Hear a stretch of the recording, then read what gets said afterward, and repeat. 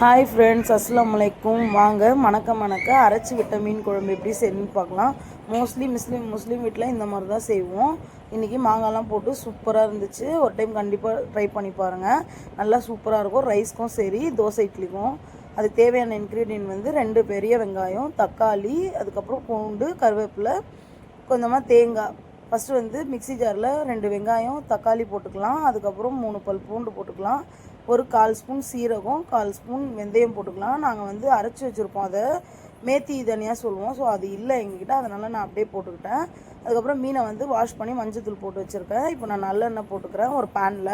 அதுக்கப்புறம் கடுகு, கருவேப்பிலை, சீரகம், கொஞ்சமாக பூண்டை இடித்து வச்சுருக்கேன், அதையும் போட்டுக்கலாம். ஸோ ஸ்மெல்லு சூப்பராக இருக்கும் மீன் குழம்புக்கு. அதுக்கப்புறம் நல்லா தாளித்து விட்டுட்டு பூண்டெல்லாம் நல்லா கொஞ்சம் கலர் மாறட்டும். அதுக்கப்புறம் கட் பண்ணி வச்சுருக்கிற 2 பச்சை மிளகாவையும் கொஞ்சமாக ஆனியனையும் போட்டு நல்லா வதக்கலாம். கலர் மாறணும். மாறின அப்புறம் நம்ம அரைச்சி வச்சுருக்க பேஸ்ட்டையும் அதில் சேர்த்துக்கலாம். சிம்மில் வச்சு பண்ணுங்க, இல்லைன்னா வந்து தெரிச்சிடும், எண்ணெய் தெரிக்கும். அதனால் அதுக்கப்புறம் தேவையான அளவுக்கு உப்பு, மிளகாத்தூள் சேர்த்துக்கிறேன். நான் வந்து 2 ஸ்பூன் மிளகாத்தூள் சேர்த்துக்கிறேன். அதையும் நல்லா மிக்ஸ் பண்ணிக்கலாம்.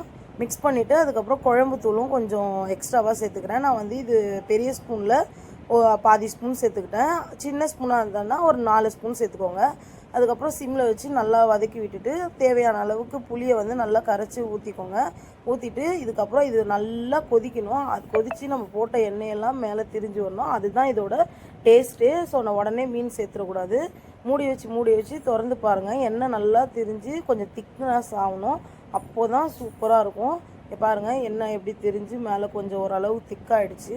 ஸோ இந்த ஸ்டேஜில் தான் நம்ம கட் பண்ணி வாஷ் பண்ணி வச்சுருக்கிற ஃபிஷ்ஷு வந்து சேர்த்துக்கிறேன். நான் இன்றைக்கி வந்து தேங்காய் பாறையும் வஞ்சரத்தோட மீன் மண்டை இருந்துச்சு, அதையும் சேர்த்துக்கிட்டேன். அதுக்கப்புறம் ஒரே ஒரு வாட்டி கிண்டி விட்டேன். அதிகமாக கிண்டி விட்டால் மீன் உடஞ்சிரும். ஸோ ஒரு வாட்டி கிண்டி விட்டு எல்லாமே கரெக்டாக உப்புலாம் செக் பண்ணிவிட்டு, நான் வந்து மீன் குழம்புக்கு இம்பார்ட்டண்ட்டாக என்ன, மாங்காய் போடலன்னா எப்படிங்க, அதுக்காக மாங்காவும் போட்டு சிம்மில் வச்சு ஒரு 10 நிமிஷம் 5 நிமிஷம் கொதிச்சா போதும். ஏன்னா வஞ்சரத்தோட இது வந்து கொஞ்சம் வேகாது. ஸோ ஒரு 10 நிமிஷம் வச்சா நல்லா அதில் ஊறி நல்லா சூப்பராக இருக்கும். ஸோ அதனால் நீங்கள் வந்து ஒரு 5 நிமிஷத்துலேருந்து 10 நிமிஷம் இது பண்ணுங்கள். பட் அதிகமாக வந்து கரண்டி போட்டு கிண்டக்கூடாது, கிண்ணா உடஞ்சிரும். இங்கே பாருங்கள், சுவையான மீன் குழம்பு ரெடி. நீங்களும் ஒரு வாட்டி கண்டிப்பாக